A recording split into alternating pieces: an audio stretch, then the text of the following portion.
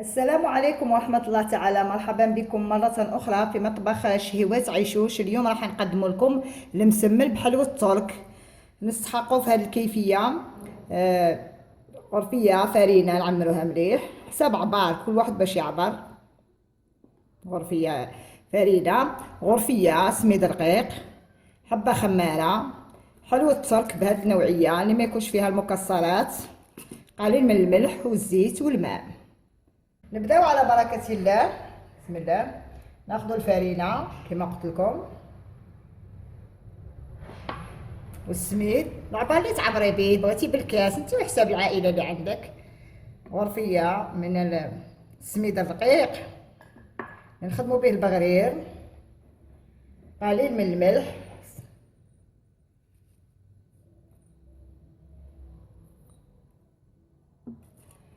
حبة خمارة، حبة تاع خمارة،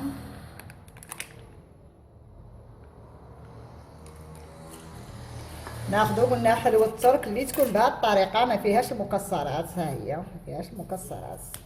نغيروا هذاك الروتين تاع المسمن نفس الذوق، نبدلوا له الذوق تاعه. هذه تلقاها عند المحلات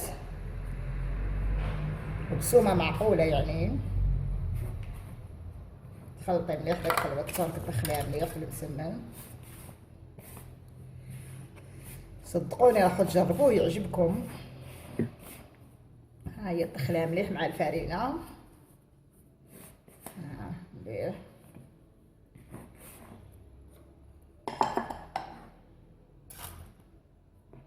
دروك داير في الماء وتعجني هكذا، وتعجني تتلمي العجينة.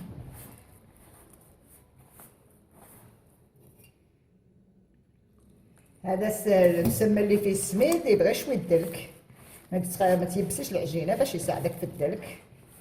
تلمي العجينه مليح.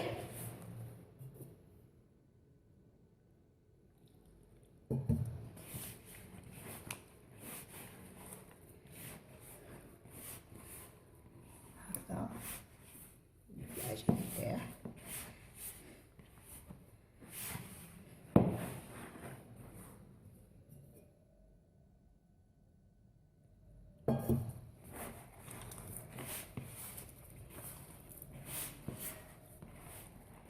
تلمي العجينه مليح، ما تخليش يابس. شوفي هكذا ما تيبسيش بزاف باش ما يغبلكش.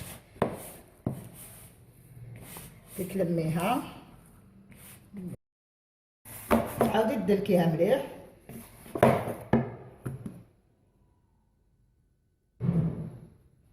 لكم يعني الدلك تبغى الدلك شويه، بس 5 دقائق وتدلكي هاد السميد باش العجينه تخدم مليح. انت تدلكي فيها وشوفي العجينه تكون خفيفه ما تيبسيهاش، المهم تستحق الدلك. نوضعوا اليد نتاعنا في الماء وندلك مليح لمده 5 دقائق وحنا ندلكو.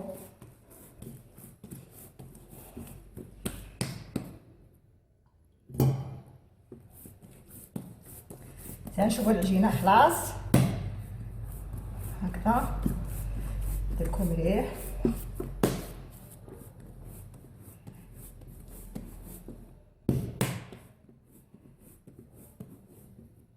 ونخليها ترتاح مدة 10 دقائق، ونلتقي فيما بعد. هاهي العجينة نتاعنا بعد ما ارتاحت مدة 10 دقائق خليناها ترتاح.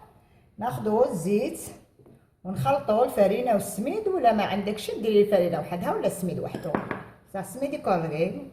نخلطيو مع بعض ونبداو في طريقة التحضير. ناخدو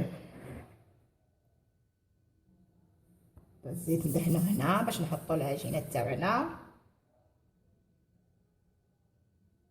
هكذا. نضيفو الزيت نديرو خبيزاتنا هكذا، خبيزات كيما هكا. دهنوا المكان اللي نوضعو فيه باش ما تلصقلناش. نكملو على هاد الطريقة.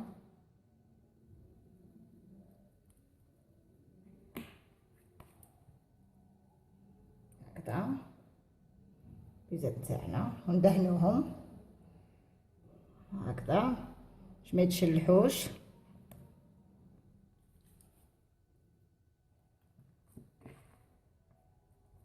شوفوا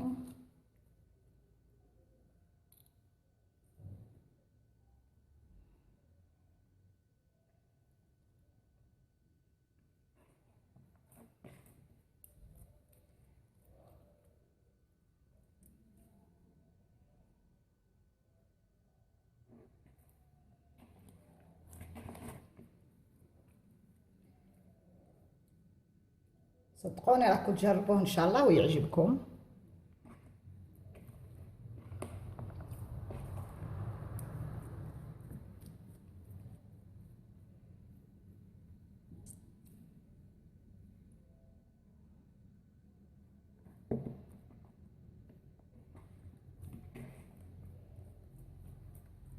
لازمنا حلو الترك باش نغيروا الذوق المسمن. ندهنوهم كاملين هكذا بالزيت، خليها ترتاح باش تجينا سهله كي نجي نخدموها، تجينا سهله العجينه. هاي العجينه بعد ما ارتاحت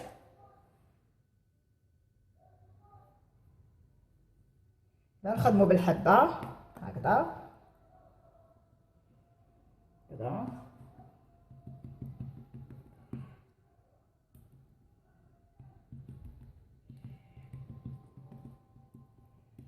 تبعوني، هاي الحبه نزيدو الثانيه. صدقوني راح يجي مورق وهايل.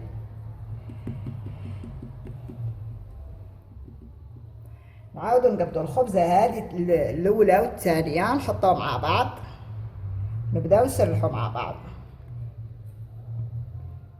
هكذا. وضعنا وشتونا جوج خبزات مع بعض هكذا، ونبداو نخدمو ونوضعو الزيت باش يعاوننا.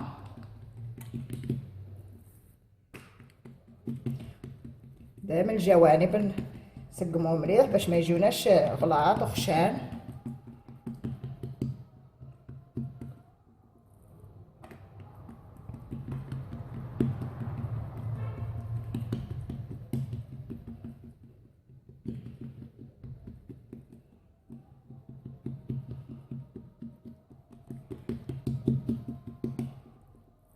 كي تكونوا مخلينها ترتاح هاكو تشوفوا تساعدكم.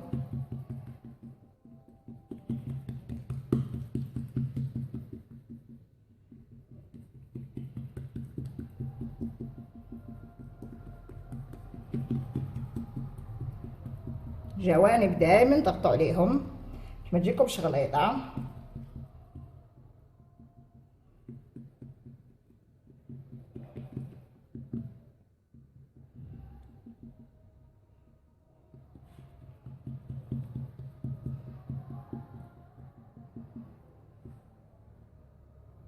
هكذا شغل تسرحوها هكذا بهذه الطريقه، خدموا فيها تجبدوا هكذا.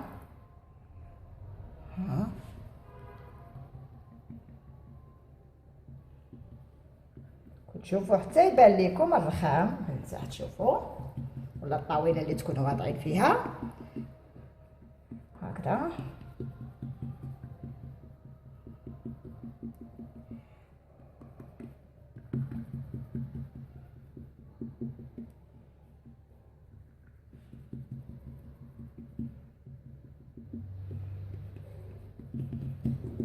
دروا كنرشوا بالزيت هكذا كيما كاع تعرفوا المسمن هكذا. نعاودو والمبتدئات يشوفوا مليح ثانيك. ها هو رشوا بعدو الفرينه اللي خلطتها مع السميد، ونبدا نبني هكذا كتشوفوا، ونخدموا على هاد الطريقه. نعاودو نضيفو الزيت هكذا، نعاودو نضيفو لها كمية الفرينة مع السميد، نعاودو نتنوع الطريقة هذه الثانية تانيك هكذا. نتنو العجينه هاك راكم تشوفوا هكذا، نفتحوها مليح هاك، شوفوا مليح معانا هكذا، نوضعو تانيك هكذا، الزيت ما نكتروش قليلا هكذا، ونعاودو نرشو نفس ليه، نعاودو ندنو هكذا، ندنوها تشوفوا، ومن بعد ندنو هاد الكنس هكذا باش يجونا كاري. المبتدئات يبدا يكرروا العمليه حتى خلاص يبداو يتقنوه مليح، هي كل حاجه كتكريها بزاف تقنيها هكذا، ونخليها ترتاح. كملوا كاع الحبات نتاوعنا. دروك هي العجينه ارتاحت، نبداو على بركه الله. يعني مادام تخليه المسمن يرتاح وما تقصحيش العجينه راح يجيك هايل. كتشوفوا هكذا الخبيزات نتاوعنا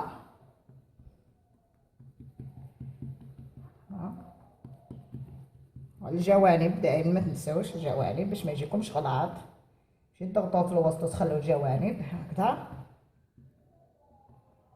تعاملي معاها مليح، ها هي بالسياس تخضب لك العجينه مع تكون ارتاحت كيما هكذا ديريها. كتشوفوا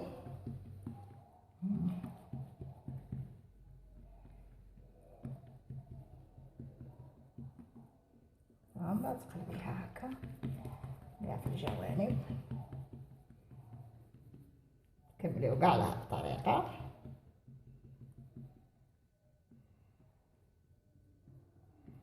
هكذا. خلي الجوانب مليح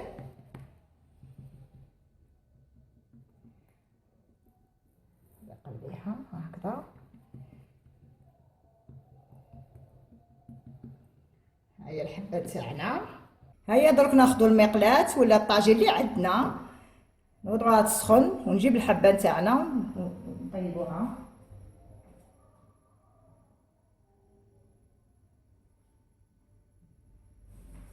هكذا. الحبه نتاعنا تشوفوا هكا نخدموها مليح هكذا، وتشوفوا كي نخدمها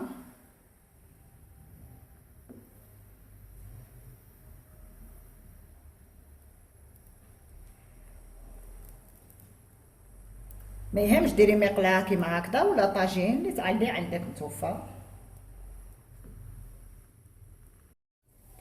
دروك كنقلبوها كتشوفوا كيطيب شويه بالتحت، نقلبها هكذا ونرشها قليل من الزيت كتشوفوا.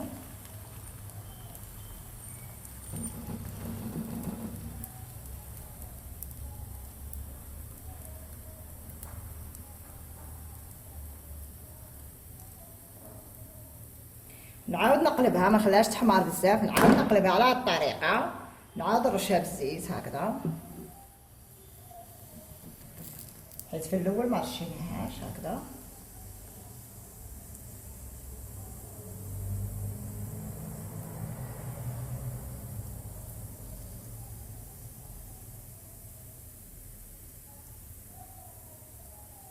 هاكم تشوفوا بدات تنفخ الحبات تاوعنا.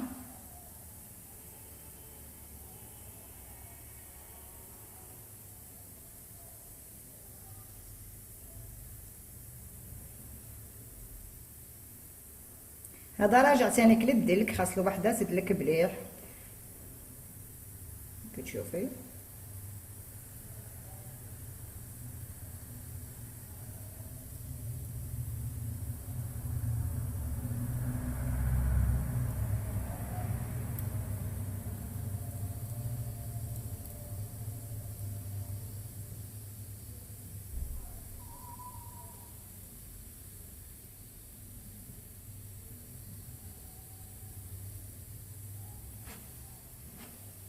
كذا نعاود نقلبها هكذا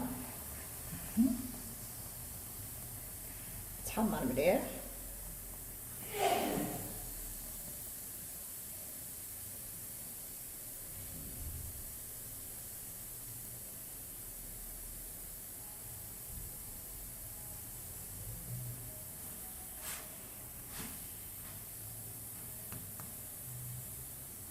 كاع هكا نديرو الحبات تاعنا.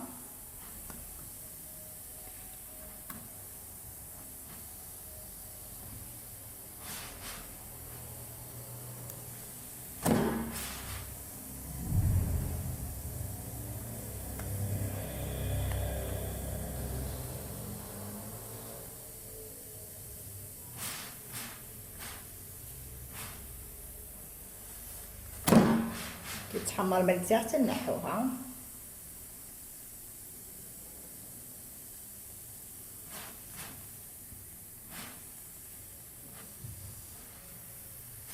ها هي تحمرت من تحت. كملوا كاع هكذا على الطريقه هذه ونلتقي فيما بعد. ها هو المسمن تاعنا بعد ما كملناه كتشوفوا الحبات. ونصيحه نقولها لكم كي تكونوا تطيبوا المسمن ما تحطوش حبه فوق حبه مع السخون يعرق لكم ويجي يتلوى شويه، بصح كي توضعي كل حبه وحدها تكون النتيجه مليحه. ها هما الحبات تاعنا بعد ما كملناهم. فتحوا لكم حبه تاكلوها بالصحه ان شاء الله، تجربوه تاكلوه بالصحه. كتشوفوا الحبات كيجوا شابين. شوفوا حبه، ها هما الورقات تاعها تشوفوا. الى عجبكم الفيديو ما تنساوش تشاركوا معنا ليصلكم الجديد.